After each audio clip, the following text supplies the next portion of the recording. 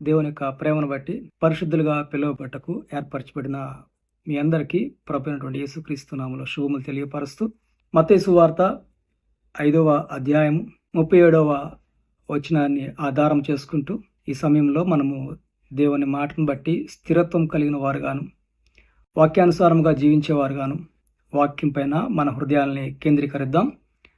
యేసుక్రీస్తు ప్రభుల వారు సిలువలో పలికినటువంటి 7 మాటలకు ఎంత ప్రాధాన్యత మనము ఇస్తూ ఉంటామో ఆ పరలోకపు తండ్రి యొక్క చిత్త ప్రకారముగా యేసుక్రీస్తు వారు మరి ఈ భూలోకంలో జరిగించినట్లుగాను తద్వారా దేవుని యొక్క నామము మహింపరచబడినట్లుగాను లేఖనాలు చూస్తూ ఉంటున్నాం.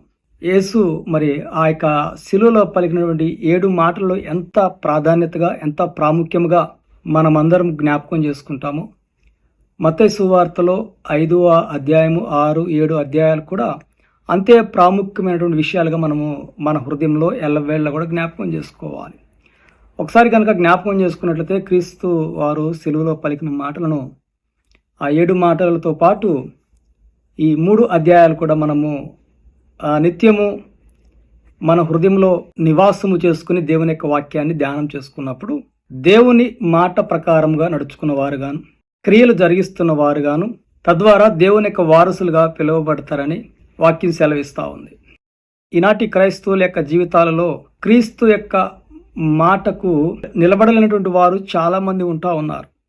తద్వారా దేవుని యొక్క మహిమను కనపరచలేని వారుగా ఉంటున్నారు.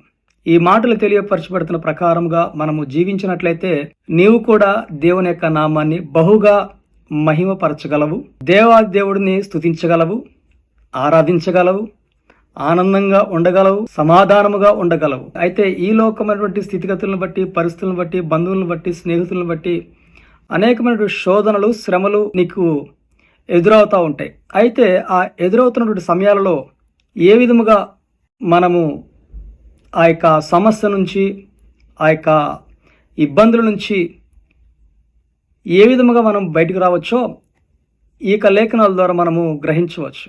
మత్తయి సువార్త 6వ అధ్యాయం 37వ వచనం చూసినట్లయితే యేసుక్రీస్తు ప్రభుల వారు తెలియపరుస్తున్నారు. కొండ మీద ప్రసంగము, మీ మాట అవునంటే అవును, కాదంటే కాదు అని ఉండవలను.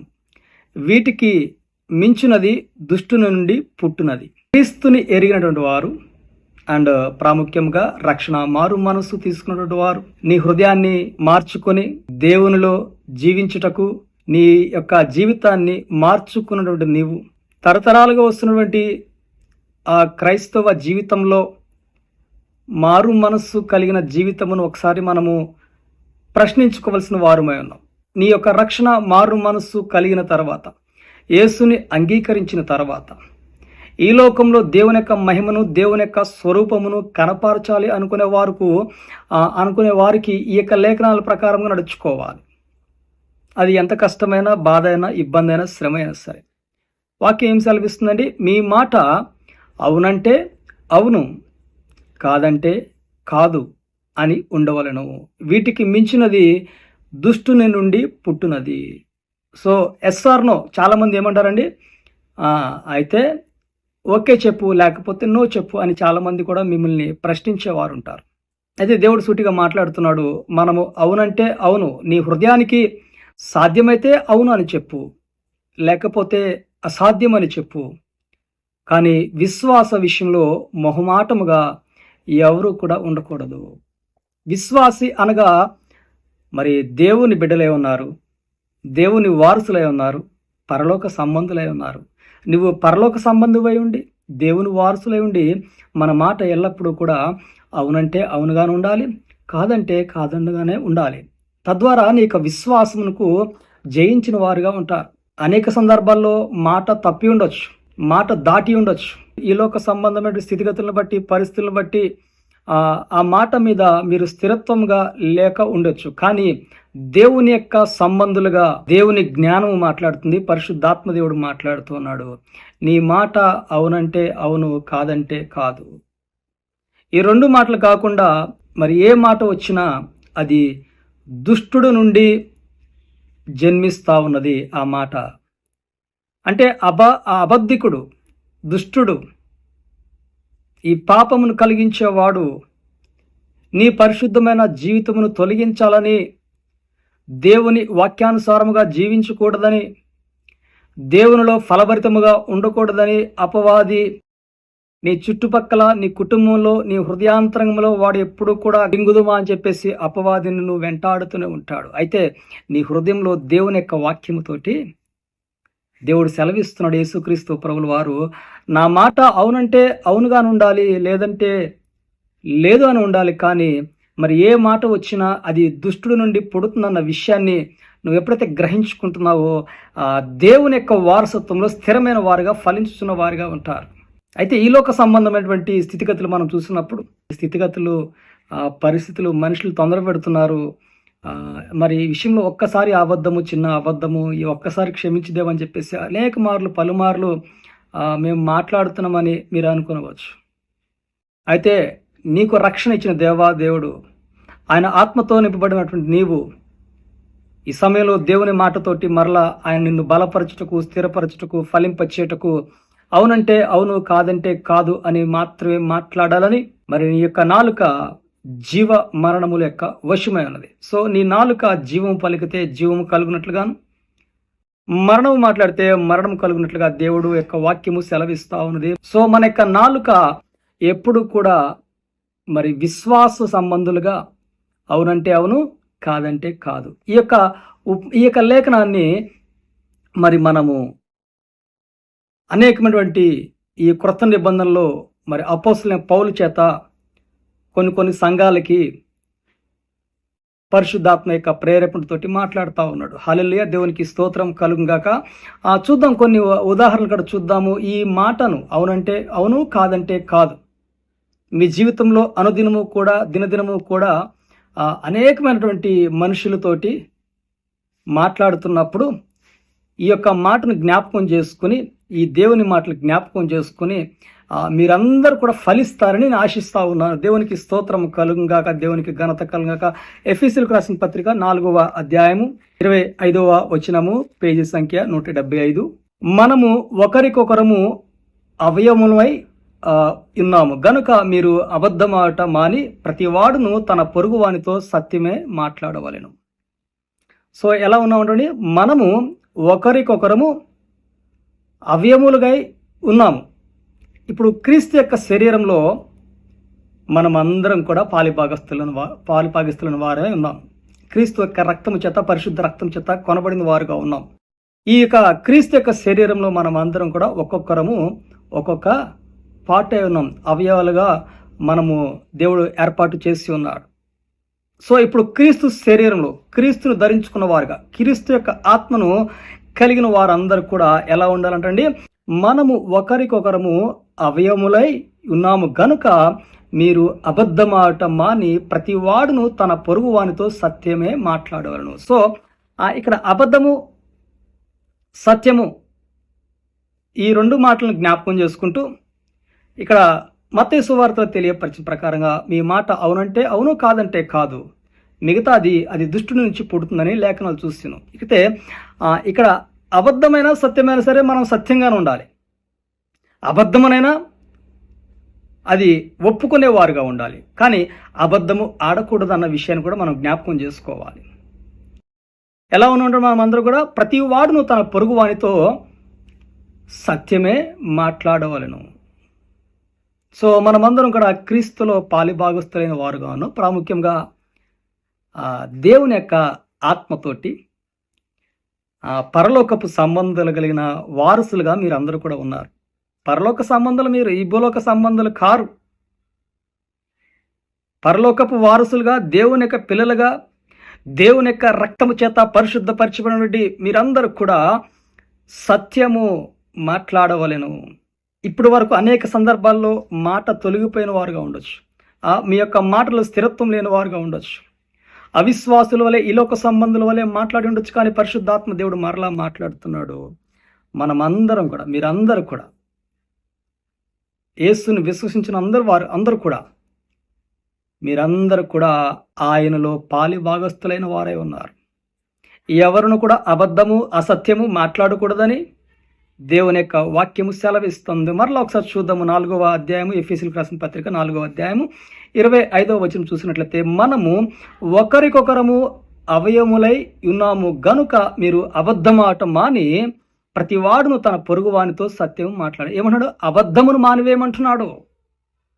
అబద్ధమును మాని సత్యమునే మాట్లాడాలని చెప్పి దేవుని యొక్క వాక్యము సెలవిస్తూ ఉంది. హల్లెలూయా, దేవునికి స్తోత్రం కలుగును. కాబట్టి ఈ రాత్రికాల సమయంలో మన యొక్క మాట అవునంటే అవును, కాదంటే కాదు అనే రీతిగానే ఉండాలి. కానీ దీని తప్ప ఎక్కువగా ఏది వచ్చినా అది దుష్టుడు సృష్టింప చేస్తున్నాడు అనే విషయాన్ని జ్ఞాపకం చేసుకుంటూ మరి ఒక లేఖన భాగాన్ని మనం అందరం కూడా చూసుకుందాం. కొలస్సీయులకు రాసిన పత్రిక 3వ అధ్యాయము 9 నుంచి 10 వచనాలు చూద్దాం. ఒకనితో ఒకడు అబద్ధమాడుకుడి, ఏలయనగా ప్రాచీన స్వభావము. అంటే ప్రాచీన స్వభావం అంటే పాత స్వభావము. ఇప్పుడు క్రీస్తును కలిగిన వారు, రక్షణ కలిగిన వారు, పరిశుద్ధాత్మ శక్తిని పొందుకున్నవారు ప్రాచీన స్వభావం కలిగిన వారు కారు. మీరందరూ కూడా నూతన స్వభావం కలిగిన వారు, పరిశుద్ధాత్మ శక్తిని కలిగినటువంటి వారు, దేవుని యందు భయము భక్తి కలిగిన వారు. కాబట్టి ఏమంటారంటే ఇక్కడ, ఒకనితో ఒకడు అబద్ధమాడుకుడి, ఏలయనగా ప్రాచీన స్వభావమును దాని క్రియలతో కూడా మీరు పరిత్యాజించి జ్ఞానము కలుగు నిమిత్తము దానిని సృష్టించిన వాని పోలిక చొప్పున నూతన పరచబడుచున్న నవీన స్వభావమును ధరించుకుని ఉన్నారు. సో ఒకరితో ఒకరు ఏం చేయకూడదంట? అబద్ధములు ఆడకూడదు.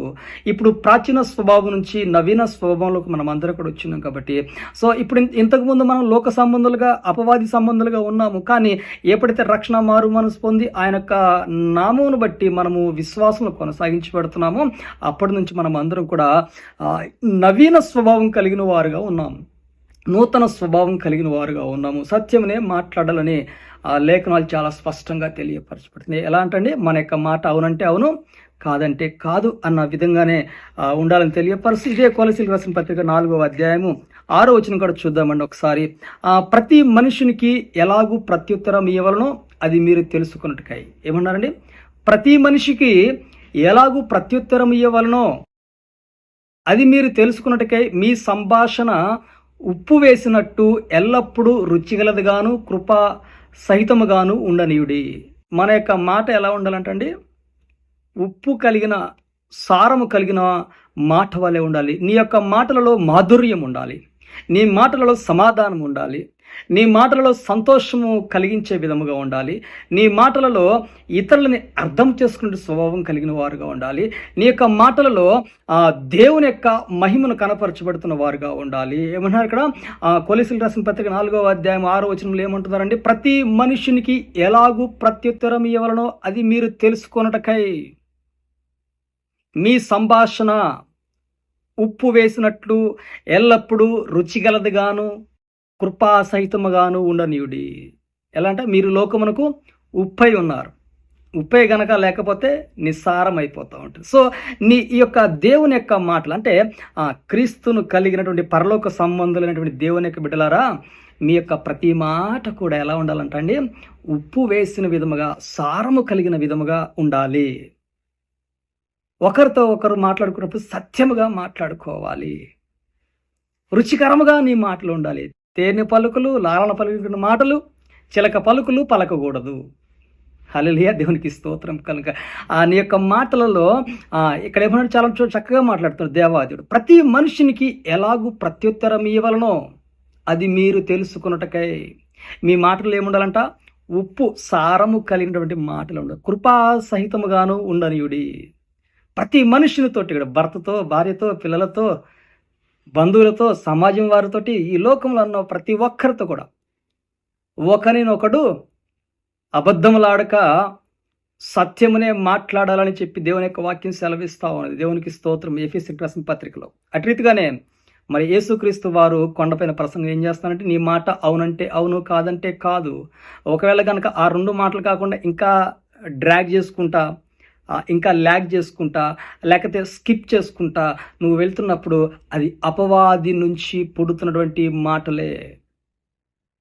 ఎప్పుడైతే అపవాది మాటలు నీ యొక్క హృదయంలోంచి, నీ యొక్క నాలుక నుంచి వస్తున్నాయో అపవాది వింటూ నిన్ను పాపములోకి తీసుకుని వెళ్ళుటకు, అనగా దేవుని యొక్క సత్యమునకు విరోధిగా నిన్ను నిలబెట్టుటకు అపవాది ప్రయత్నం చేస్తూ ఉంటాడు. సో ఎప్పుడైతే అపవాది ప్రయత్నం చేస్తున్నప్పుడు ఆ యొక్క సత్యమునకు, ఆ యొక్క ఉప్పు వలె వెలుగు వలె ఉండవలసిన నీవు ఆ అపవాది ప్రేరేపించుకున్నప్పుడు, అంటే నీకు సమస్య వచ్చినప్పుడు, ఇబ్బంది కలిగినప్పుడు అధికారులు ఎదుట కావచ్చు, సమాజపు వారి ఎదుట కావచ్చు, నీ బిడ్డల దగ్గర కావచ్చు, నీ భర్త దగ్గర కావచ్చు, అబద్ధం ఆడుతున్నప్పుడు నీవుతో పాటు నీ కుటుంబ సభ్యులందరూ కూడా అపవాది యొక్క వలయంలో చిక్కబడుతున్నారన్న విషయాన్ని జ్ఞాపకం చేసుకోవాలి. సత్యం పలుకుతున్నప్పుడు ఈ లోకంలో నీతికి రోజులు లేవండి, పాపం పండిపోయింది బాగా.